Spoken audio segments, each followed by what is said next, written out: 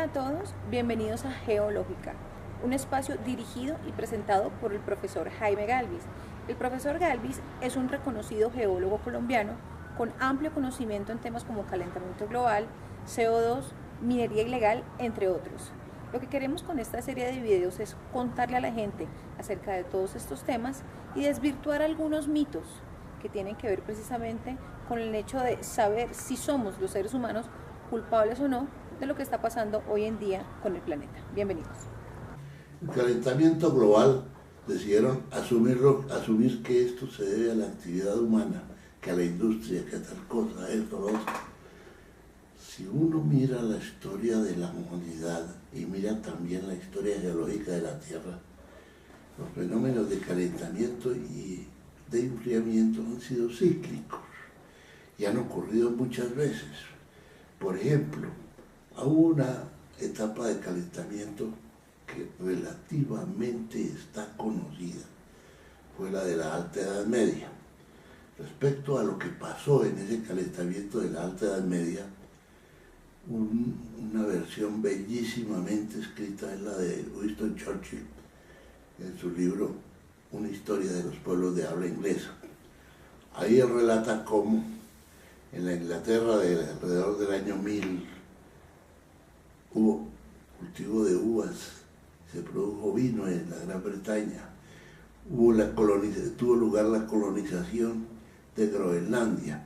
La palabra Groenlandia quiere decir tierra verde, porque Groen en realidad es la palabra Grun en lenguas escandinavas, que significa verde.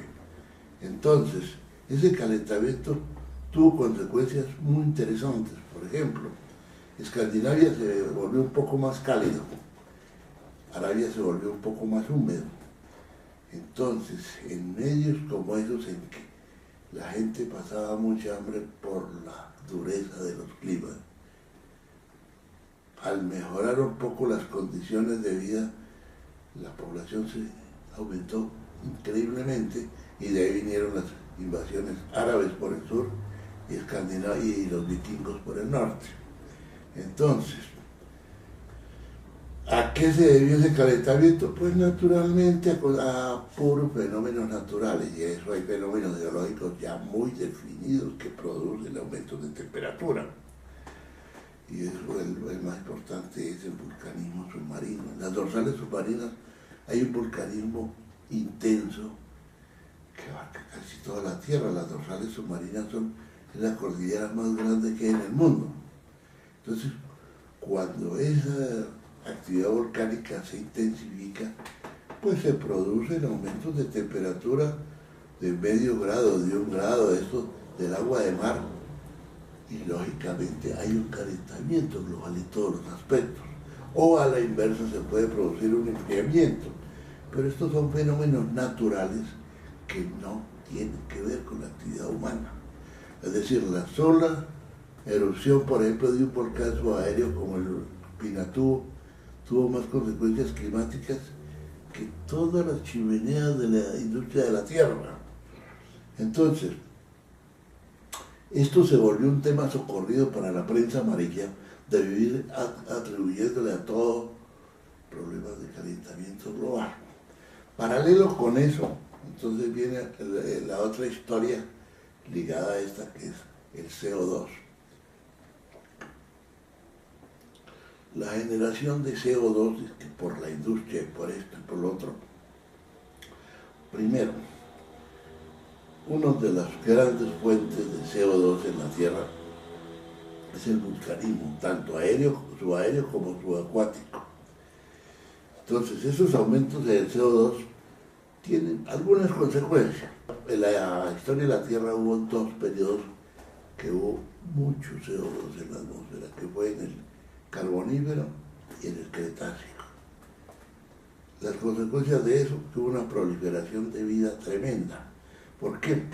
Porque si usted aumenta el CO2 en la atmósfera, las consecuencias de eso, que hubo una proliferación de vida tremenda. ¿Por qué? Porque si usted aumenta el CO2 en la atmósfera, hay un efecto que ya está absolutamente comprobado, es que la vegetación aumenta en tamaño y además en velocidad de crecimiento. Es decir, si usted hace un invernadero, y ya lo han hecho, invernaderos en que se le inyecta CO2 en una proporción más alta que lo que tiene la atmósfera normalmente, las plantas cultivadas en ese invernadero crecen más rápido y crecen más. Entonces, si pensamos que todo lo que la alimentación humana, directa o indirectamente, depende de la vegetación, entonces tenemos que más vegetación, lo único que significa más comida. El único alimento no frecuente, común, que no proviene de la vegetación es la sal, de resto prácticamente todo. Entonces, eso no es una tragedia. El CO2 es la materia prima para que crezcan las plantas. Eso no es algo. Además, en la naturaleza siempre hay una cosa, que cuando hay un determinado factor que cambia, pues tiende a absorberse. Entonces, ¿qué pasa? Si usted tiene más CO2 en la atmósfera, las plantas crecen más y con eso absorben más CO2, porque esa es la materia prima para todos los organismos. Y en los mares también esa abundancia de CO2 hace que por ejemplo, los arrecifes coralinos se extiendan bárbaramente, porque la materia prima para un arrecife es el CO2.